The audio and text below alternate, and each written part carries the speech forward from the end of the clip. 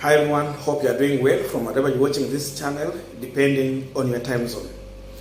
Now, for those who have been following live coverage from Bomas of Kenya, you are going to realize that most of the activities that has been taking place, the busy part of the day has come to an end.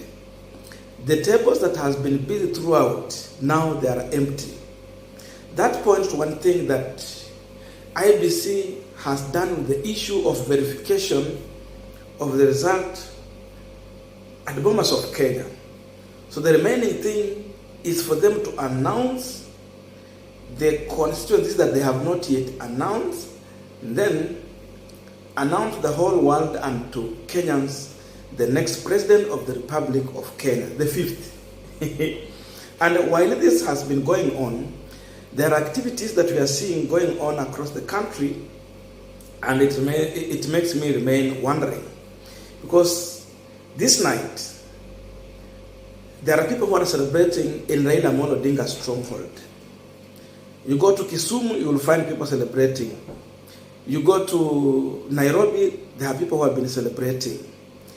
And in as much the celebration is happening, now if you go to William Ruto stronghold, that is Rift Valley, there are people who are celebrating in Eldoret town.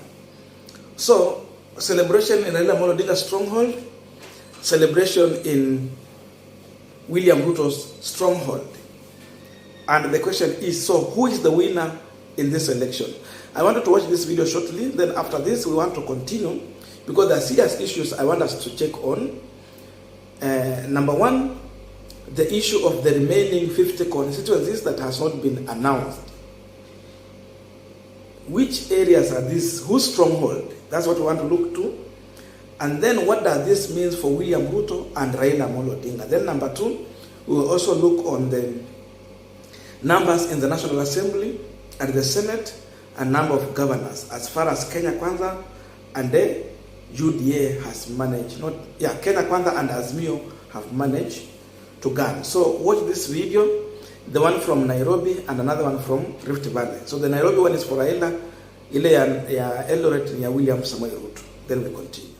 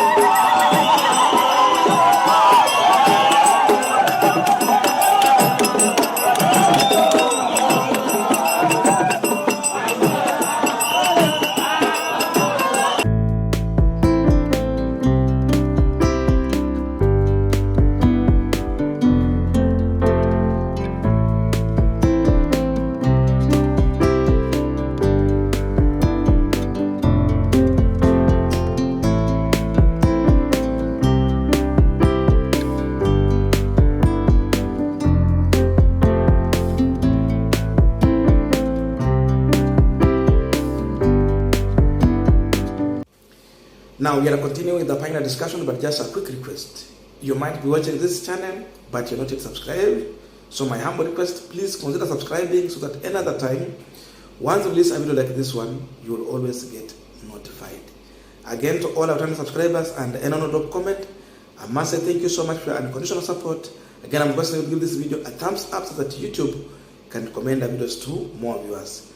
Please remember to turn on the notification bell so that once we release a new video, you will always get notified.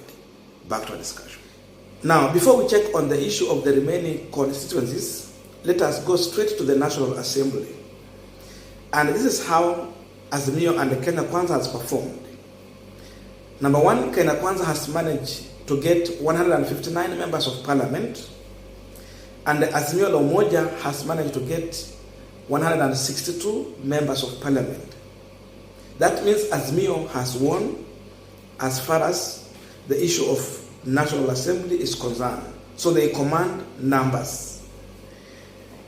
So if Raila will manage to form the government and he has something to pass the National Assembly, he is ahead of William Ruto by about 3 members of parliament. So he has it. when it comes to voting for the speaker and all those things, he has a bigger say on that. If we go to the if we go to the Senate, Kenya Kwanza has managed to get 24 senators. Azimio Coalition has managed to get 22 senators.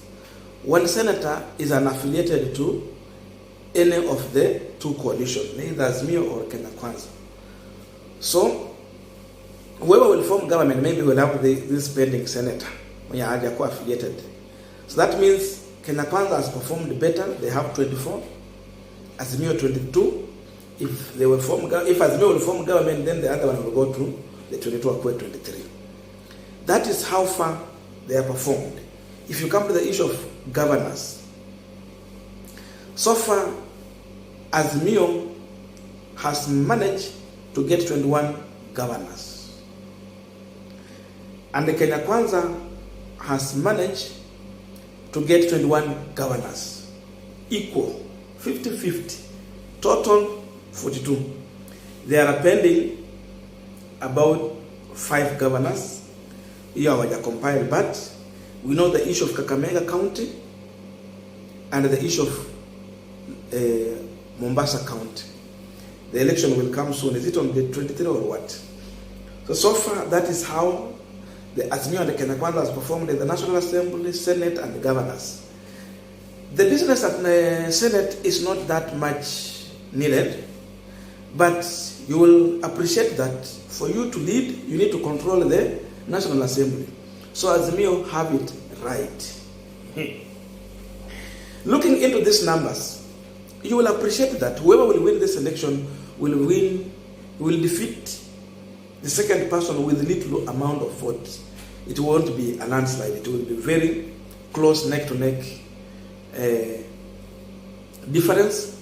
Whoever will become the president. So that one should be clear, looking on the numbers we are having here.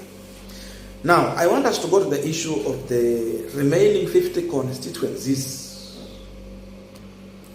Now, I want us to go one by one from one constituency to another. There are just 50. And then after that, what we want to conclude in our understanding here is who has more stronghold in these remaining 50 constituencies.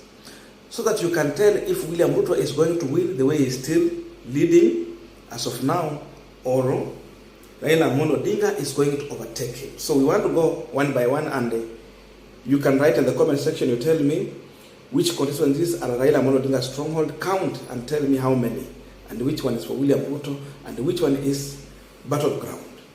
It's 2:43 a.m.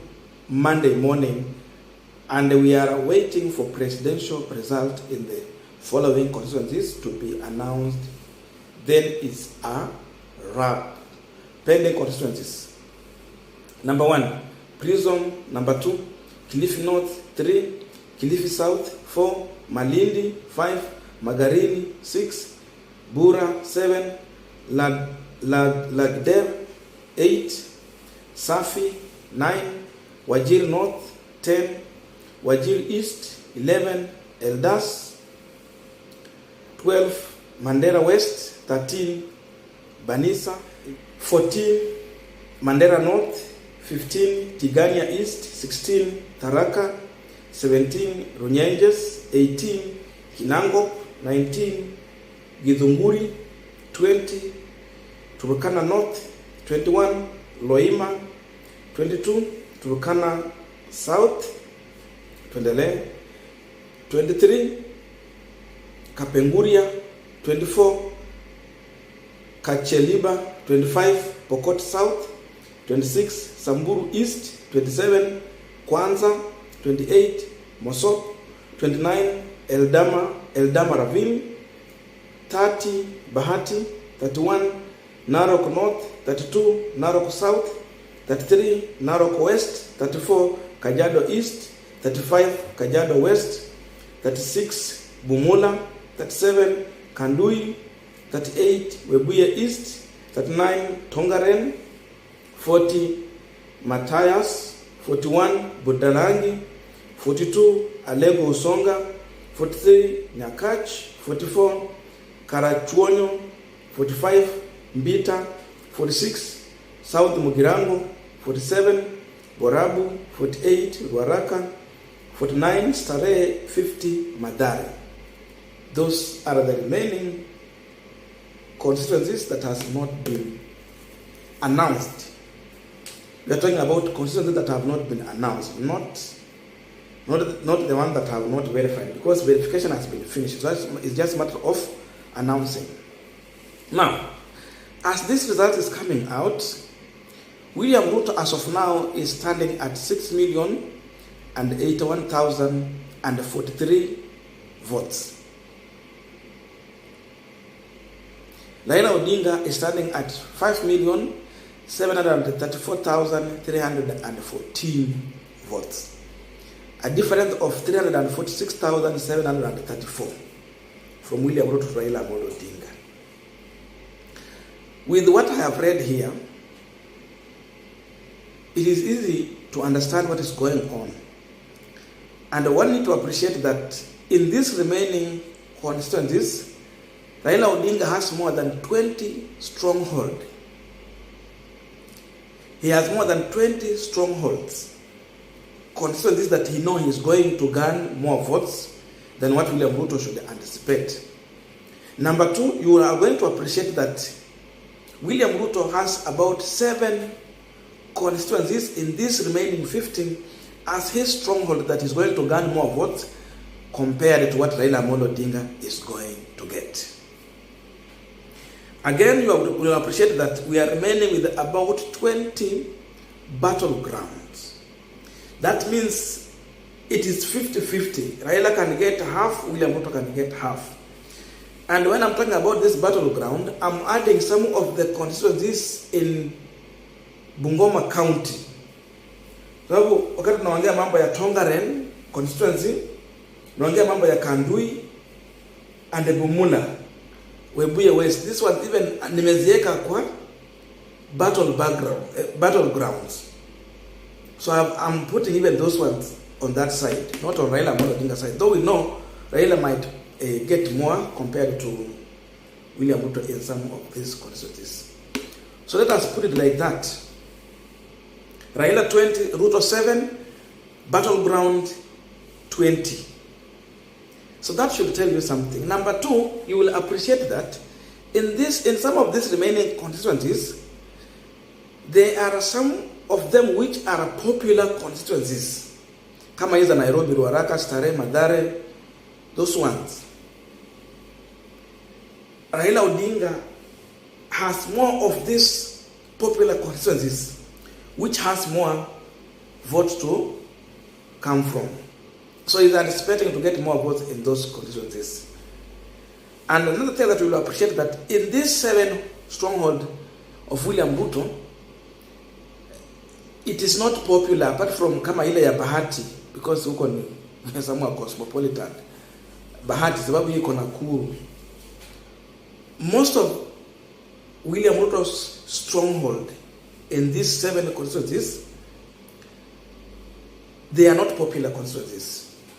So you don't expect a huge number of votes coming from those areas. So that is another thing I'm learning from this. So remaining with this and where the result is standing, if Raila is going to perform well in these 20 constituencies, 5 constituencies or 8, let us assume 8 constituencies is enough to recover 346,000 votes if you perform well. If not 8, 10. The remaining 10 is to give Raila Odinga victory. And assume this other 10, 20 to Mongelea, it is background battle, which is going 50-50. So this could be one of the reasons why the Azimio side is insisting that Raila Odinga is going to win this election. Maybe they have done their calculation in these remaining 50 constituencies, and they see that Raila has more votes. In fact, in these 50 constituencies, Raila need to get about 700,000 votes. If he gets 700,000, then he is well and good at State House. Clean at State House. That could be the hint that is making Azimio to trust that they are winning this election. So we are going to wait and see, because the only remaining thing at Bomas of Kenya is the iebc officials to just start announcing these 50 constituencies, because already they have the result in their file. What they need to do is to announce them. After announcing, then we expect them to announce the 5th president of the Republic of Kenya today. So I'm recording this video saa hii asubuhi jamani. Hii ni saa ngapi? Saa hizi ni saa 10 na dakika 5 wakati namalizia kurekodi hii video. So siku ya leo tunatarajia watangaze the 5th president of the Republic of Kenya, and then from there we will move on. What I'm wondering is, those people who are celebrating in Eldoret, then it turned out that it is Raila who has been announced. What will they do? And they've been seeing Ruto ahead. Or the other way around. Au wengine kama itakuwa ni faidi ya Ruto. I don't know what will happen. But we still anticipate for the best. Whoever become the president, so be he. We will, mambo itakuwa ni hivyo. So tunangoja from there to see what is going to come from the iebc. But my prediction goes like that, and that explains, in my own view, why Azimio is having confidence in this election. They have done their tallying, and they are assured of that victory. That's why they are talking the way you see them talking. So before I go, I'm just asking you to get in the comment section and tell me. You can point out some of the constituencies you think they are Raila Odinga's stronghold, and then point out those constituencies that you think they are William Ruto's stronghold, so that we can count and see there are how many. Just get to the comment section and tell me how many constituencies you think they are Raila Odinga's stronghold. Name them out as we wait for the result. May good God bless you. See you in our next video, but you can reach out to me on 0795 95 80 63. 0795 95 80 63. That's my WhatsApp number. Uandike tu message, sababu sasa watu wanapiga simu nyingi mpaka inashinda utashika gani uache gani, and then utajibu which question uache gani, you talk to who, you leave who. So hivyo tu. Thank you so much for always being around. Thank you so much for appreciating our work on this channel, and thank you so much for all of you who have subscribed to this channel.